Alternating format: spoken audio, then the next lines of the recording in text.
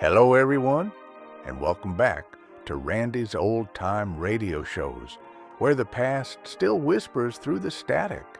Tonight, we travel north of the border for a forgotten gem from the golden age of Canadian radio.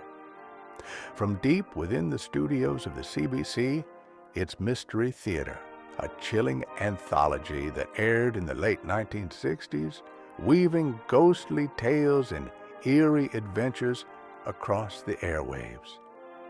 Dim the lights, settle in, and prepare yourself for a story that lingers long after the final word. Tonight's feature presentation is A Perfectly Happy Life. Mystery Theater. Tonight, A Perfectly Happy Life by Ted Ferguson.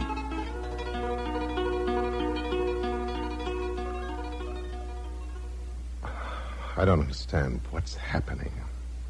This suspicion. Something's wrong. I shouldn't be worried. I have everything. A perfectly happy life. And yet, my wife. I suspect my wife. I have to go, darling. Thank you for the lunch. Don't let them cut it too short, Maria. I like your hair long. If it's going to bother you, perhaps I should cancel my appointment. Oh, no, please, Maria. If you want your hair short, have it short. It's your decision, not mine. I'm sorry, Jim. I only want to make you happy. I'm happy enough already. How could I be anything else? You do everything I ask. Bye, darling. Goodbye, darling.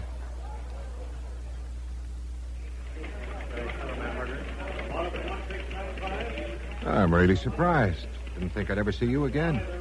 Yes, it's a strange world, Peterson. Come in. Sit down.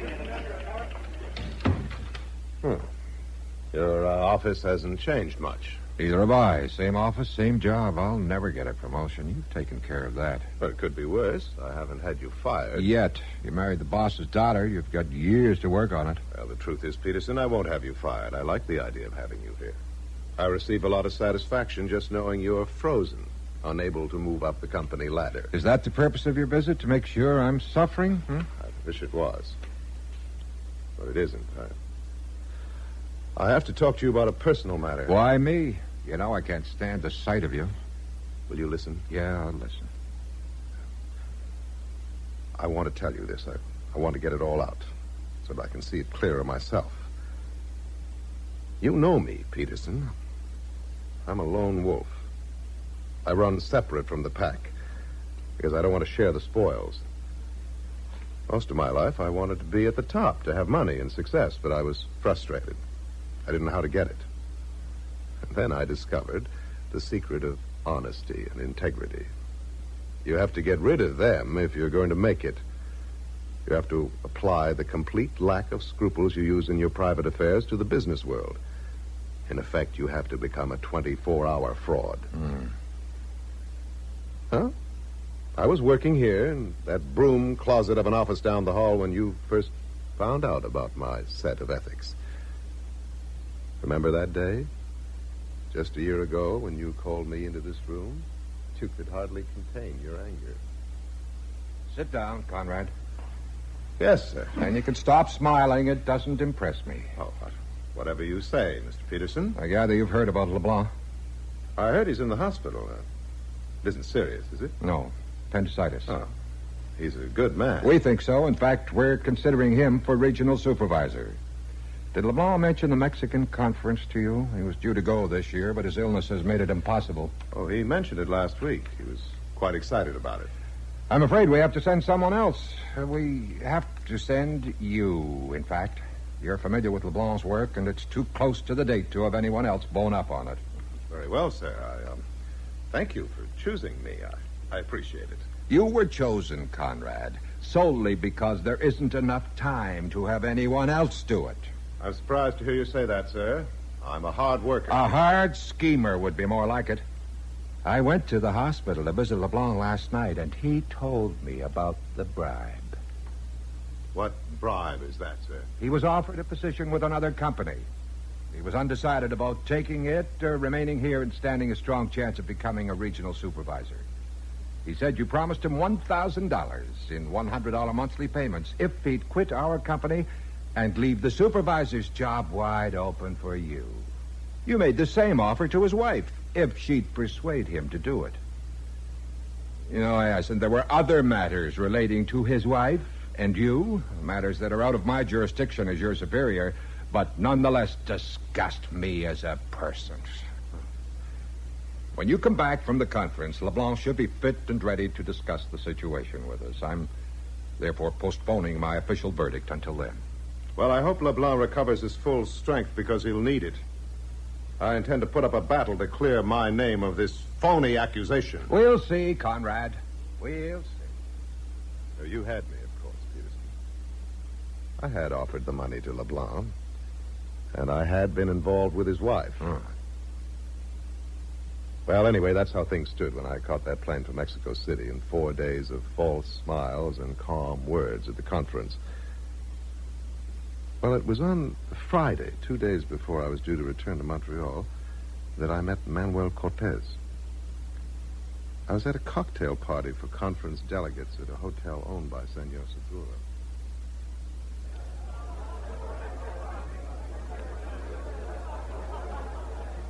You don't seem to be enjoying the party, Mr. Conrad. Oh, just a momentary lull, a few more drinks, and I'll be dancing on the table. Is there something bothering you? Pardon me, I hate to be rude, but I don't recall meeting you before, Senor. You haven't. But you know who I am, and I'm hardly that famous. Research, Mr. Conrad. I specialize in it. My name is Manuel Cortez. I am personal assistant to Ramon Segura. The Ramon Segura, the man who owns half the world? Perhaps not half the world, but a great deal of it.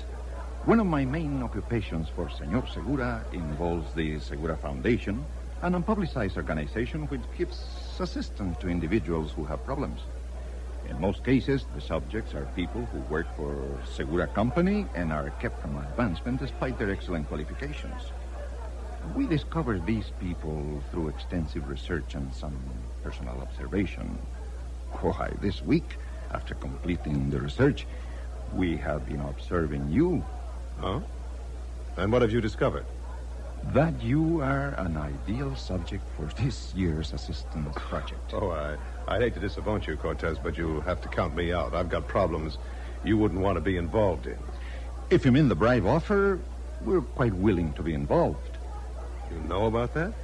Mr. Peterson submitted a report to our Montreal president, who, in turn, permitted our investigator to read it.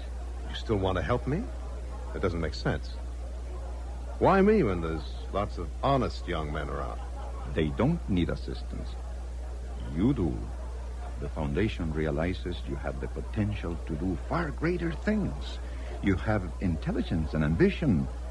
Eliminate the barriers that are blocking your path, and we are sure you'll become a worthy human being. Well, all right, Cortez. I'll go along with that.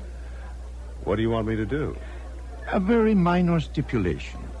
Come with me to Senor Segura's house tomorrow. He would like to meet you. After that, everything will go as you want it to. Well, I'd never heard of the Segura Foundation. Segura Foundation? Yeah. Huh? It isn't every day that a stranger walks in and offers you the moon. But at that stage of the game, what could I lose? In Montreal, I was bound to be fired. Yeah. Well, the next morning, I met Cortez in front of the hotel, and we drove to Segura's home.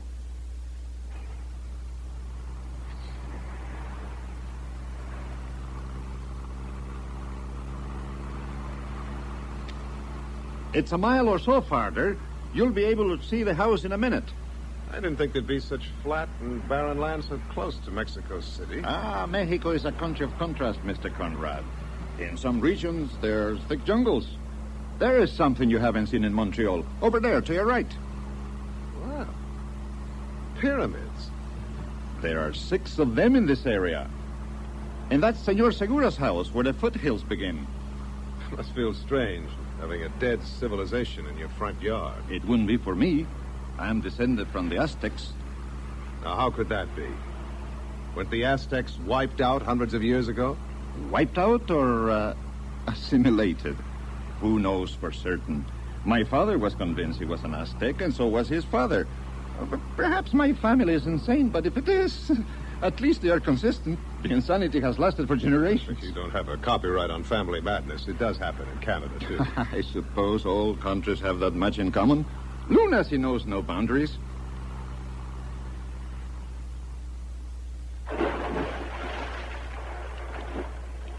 I am sorry to keep you waiting, Mr. Conrad. The Senor Segura is signing some contracts. Oh, so don't worry about it. I've been admiring the view. And I don't mean the pyramids. The girls in the swimming pool.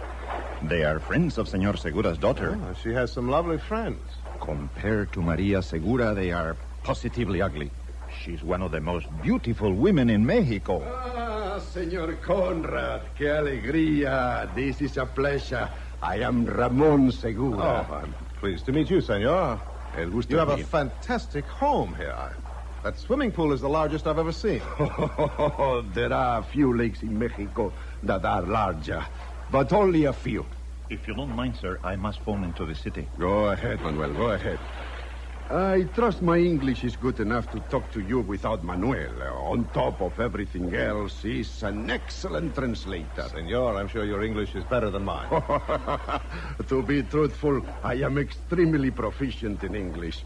I went to an American university, Harvard, for several years. My late wife was an American, and she made sure the whole family learned her language and learned it well. I see. I presume Manuel explained about the foundation? Sir, he said that wanted the foundation was to help me in my present predicament, but frankly, I don't see how it can. It will take more than money. The things that money cannot arrange, Senor Conrad, power can. I could insult, rob, or even kill a person and not be punished. In your case, I have more power than is needed.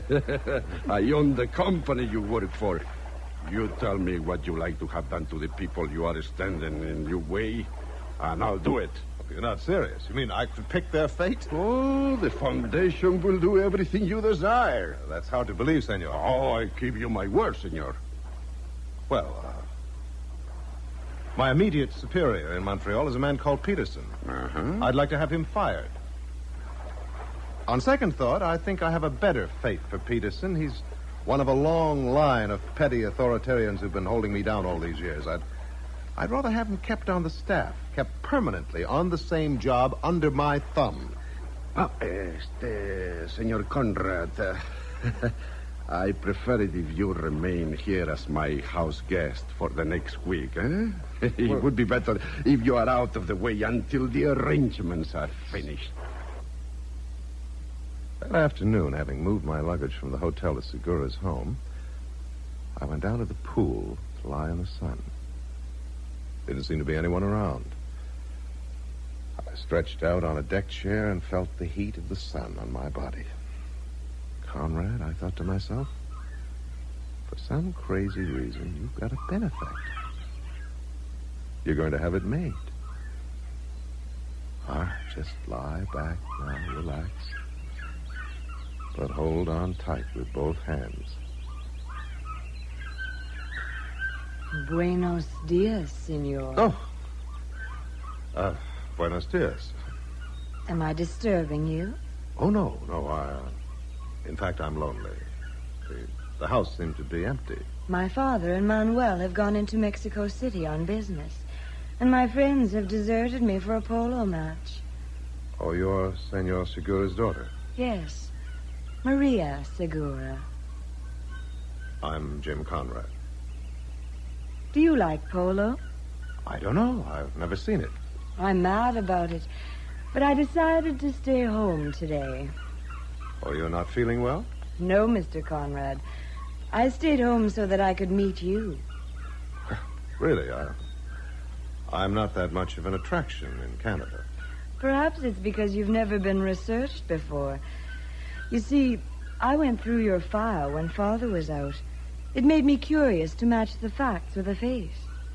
How do they compare? They don't. You have fine, innocent features. The file says you're a deceitful rogue. Well, if I were you, I'd believe the file. I do. When Manuel has someone researched, it's always accurate. And now I have to go. Oh, I've disappointed you. You're eager to get to the polo match. I'm not disappointed, Mr. Conrad. I want to change my clothes. I want to look my best when I'm sitting across the table from you at dinner. In the week that followed, I saw Maria every day. Mm-hmm. We would often drive to Mexico City to take in the tourist sites.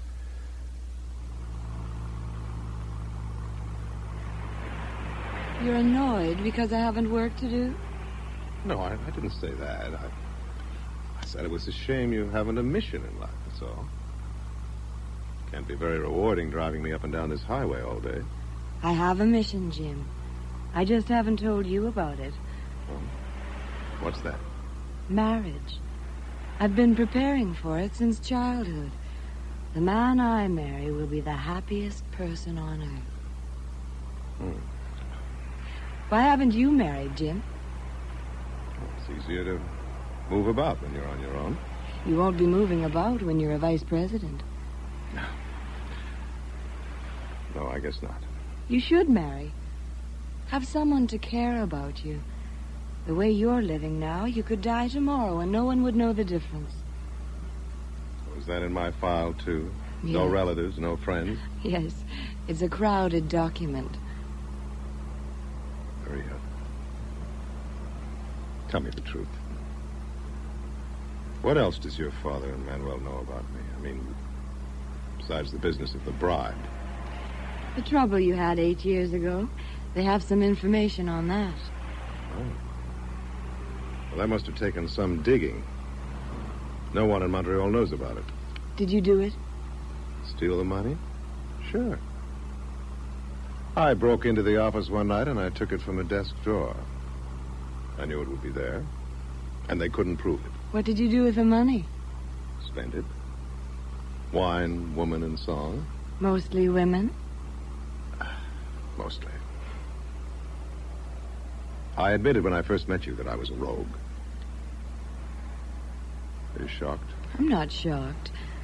Anyway, it doesn't matter to me. Father and Manuel think you'll change when you're successful. What do you think? The same as they do. Only more so. We were engaged before I left Mexico. Really? And a month later, remember, after being installed here as vice president, Yes. Maria and her father flew up for the wedding. 2 months after we were married, the money arrived. I was surprised at first. Then I realized her father must have arranged it. You mean you never heard of them? No, never. But if he wanted to die and leave me $200,000, I'm not going to argue. I thought you didn't have any relatives. Yeah, I thought so, too. Well, what should we do with it? Oh, you could buy a new dress. No, seriously, Jim. It's a lot of money. Do you know what I'd like to do? Quit your father's company and start a business of my own. Oh, Jim, that's a wonderful idea. Well, I did just that. Remember, started my own firm. For 6 months, I worked feverishly to make it succeed, and I loved every minute of it. But a man named Warren provided the only dark spot. Oh? There must be a way of discouraging him. Warren's too stubborn. Maria, I've got to have that property. I can make a fortune with it. My company would be tremendously successful. Should I write to Father? He might have a suggestion. All right, sure. I'd welcome any advice from him. Segura sent a short note telling me to keep fighting Warren, to hope for the best. And then mysteriously, Warren dropped out of the picture. He said his company no longer wanted the property. Well, someone had gotten to him. A threat or a bribe. I didn't know which, but I knew who. Segura. But wasn't that going too far? Why extend himself to make things easy for me? Was he being overindulgent because I was married to Maria? Or was it something else? Something I could never guess at. Are you happy, darling? Really happy? Yes. Of course you know I am, Maria. I keep telling you.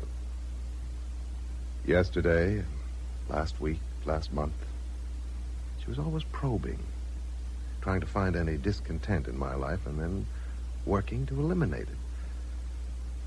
The perfect wife. Dedicated to pleasing me. It had never occurred to me to be suspicious, to question her concern and dedication. Until yesterday, when I suddenly felt that something was wrong, that Maria and her father were partners in a conspiracy.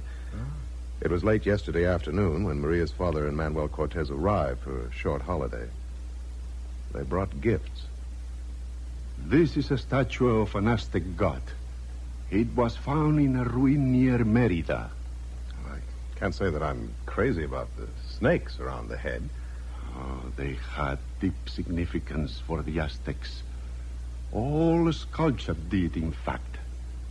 Sculpture was not superficial element as it is today, but a fundamental part of architecture and religion. Well, sir, you've already given us so many treasures. Our living room looks like an archaeological museum. Oh, one can never have too many pieces of art, Jim. You'll like this one. It's an Aztec sundial. Then he began staring at me. I can't describe the way he looked. At dinner, I would glance across the table and find Segura's eyes set hard on my face. It was almost as though he was trying to hypnotize me. Maria, she was just the opposite. Avoiding me. When I'd look in her direction, she'd turn away. Well, at night, I asked her about it. And? It was my imagination, she said. Nothing was the matter.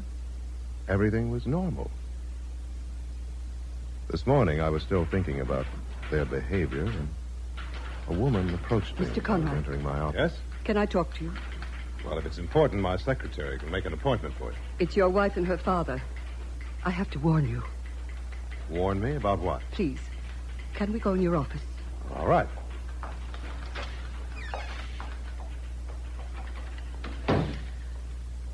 My son was married to Maria Segura, and now no one can find him. I've had detectives looking. He's disappeared completely. Oh, you must be mistaken. My wife wasn't married before. She won't tell you. She'll lie, like they did about my son. They said he ran away with another woman, but it isn't true. He was too happy with Maria. He had everything a man could want. Have you been to the police? Many times.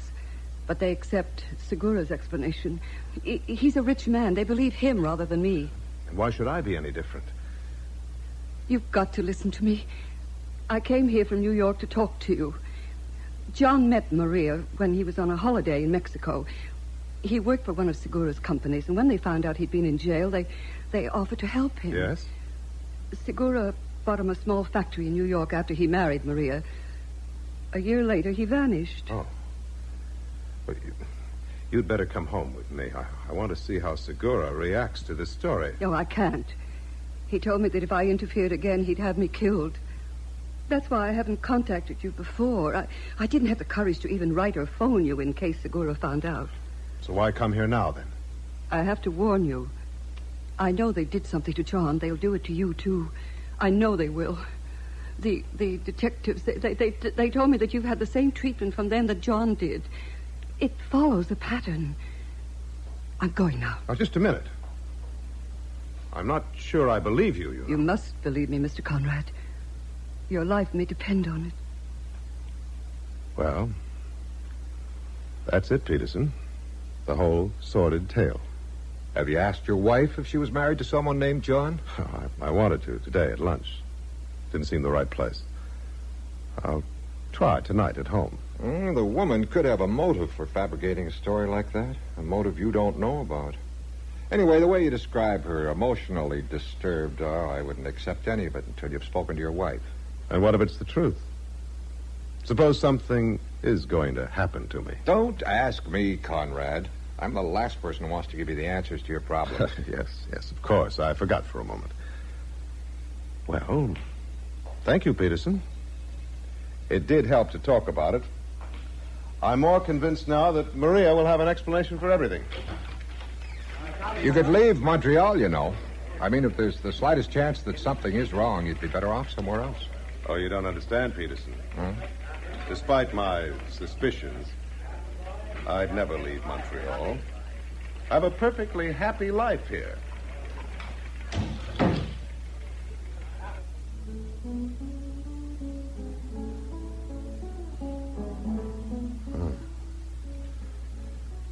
The music. Soothing.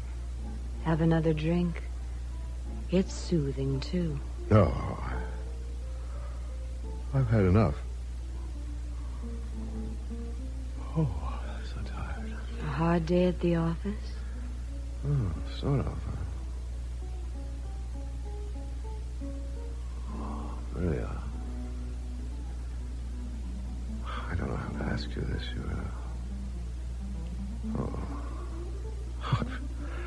Really, I'm exhausted. What is it you want to ask me? If you've been married before. Yes, Jim. I've been married before. Are you? And you never told me. You're going to sleep, Jim. The drink was drugged. I've been married 4 times before. Each time in a different country. Quietly. And each time the marriage lasted 1 year. 1 full year. Maria. Oh. Why? What reason? Later, Jim. When you awaken, it will all be explained. I'm in the basement. My home. On a stone altar. The room is filled with flowers and rows of ancient statues and carvings. There are torches burning. It's almost like a holiday. A festival. He's awake, Maria. The drug has numbed his body and pacified his mind. But he will understand what you say. Oh, Maria. Oh, your cloak is beautiful. I haven't seen that before. Long and white, covered with jewels, paintings of birds. I have to tell you why you are going to die, Jim. It is part of a ritual. My father, Manuel, and I are Aztec descendants, and as such we obey all laws and principles established by our ancestors. You have been chosen for a sacrifice. In your case and in the others that preceded you, we have done what our ancestors did, given a man 1 year of total pleasure and contentment, allowing him to realize earthly fulfillment before sending his soul to live with the gods. Oh, Maria. Oh, please. It is an honor for you. Most of your life has been wasted. Your soul will strengthen the sun on crops, help birds to fly and flowers to grow. Maria, no, don't. No, don't. You must cut the heart out cleanly, Maria. It must still be pulsating when it's lifted in the air.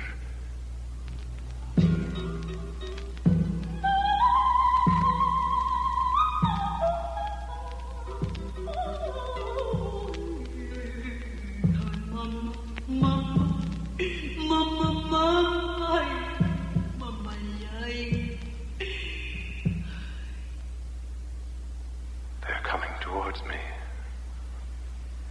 Oh, Maria. Her father. She is raising the knife. In a moment, I will be dead.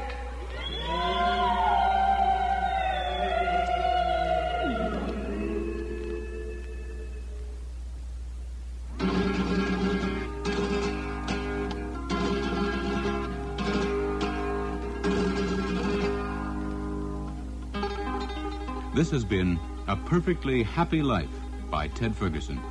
You heard Michael Caine as Conrad, Judith Hilderman as Maria, Jorge Rodriguez as Segura, Tony Mackay as Manuel, Ned Conlon as Peterson, and Eileen Clifford as the woman. Technical operations by Alan Leclerc. Sound technician René Lavoie. Mystery Theater was produced by Earl Pennington. Well, folks, that's all for this episode here on Randy's Old Time Radio Shows. Now, bringing these golden oldies back to life takes no small amount of time and effort from our good friend Randy, cleaning up the audio, converting the files, and making sure each show has the best audio possible.